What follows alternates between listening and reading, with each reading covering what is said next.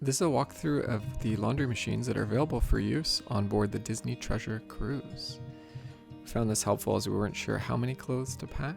There is a laundry service available. Very interesting thing is you'll get a notification on your phone when the laundry is finished, so that beats sticking around in the laundry service all day. There's lots of machines for use as well as dryers.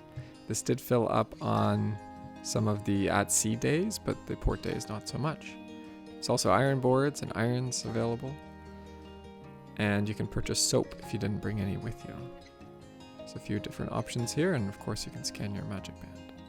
Each load is $3.50 US, and that is per load of laundry, and then you pay it again per dryer use. In terms of this dryer or the washer size, I was able to fit this large garbage bag full of clothes, and it filled about 3/4 or 75% of them. The dryer is very interesting. It's high tech. It worked very well and is actually very fast. So we were in and out of here in no time and back to our activities. Hope this helps. I'll be sharing a couple other videos from the Haunted Mansion Bar as well as the Incredible Course. Happy cruising!